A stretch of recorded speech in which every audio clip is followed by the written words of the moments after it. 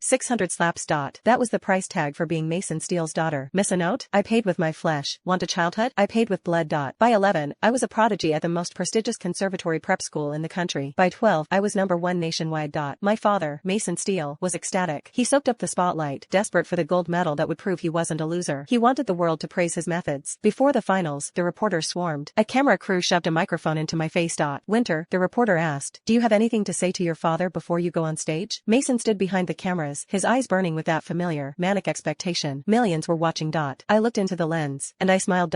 It wasn't a happy smile. It was dead inside. My father just said he is proud of me, I said, my voice crystal clear in the silence. He calls himself a father. I call him a murderer. He killed the 5-year-old Winter Fox. Chapter 1. Mason Steele didn't have a degree, but he had a dangerous obsession, legacy. That year, a young piano prodigy had just shattered world records, sending parents across America into a frenzy. Every dad wanted a trophy kid.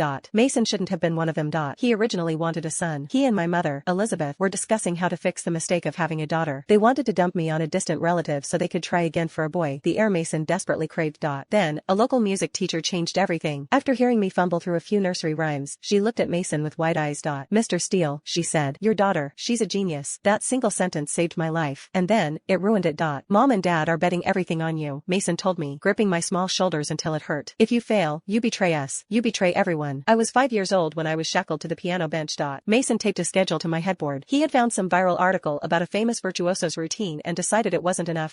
You started late, he said, his voice hard, so you have to bleed for it. They practice 6 hours? You practice 12. He leaned closer. That's how you beat them. If you have school during the day, you don't sleep at night. You play. Night after night, the piano hammered against the silence. Ping, pang, crash. The neighbors pounded on our door. Mason, we have work in the morning. Cut it out. He ignored them. Mrs. Dean, the elderly woman who lived upstairs, started banging on her pipes whenever I played past midnight. Clang, clang. The rhythm was jagged, angry. It messed up my tempo. I faltered. The next morning, Mason marched upstairs. He threw a dead rat onto Mrs. Dean's welcome mat.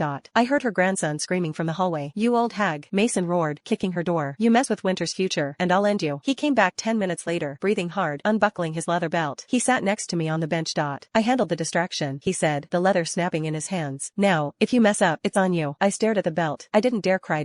Chapter 2. Pain kept the beat. Wrong note? Slap. Yawn? Strap.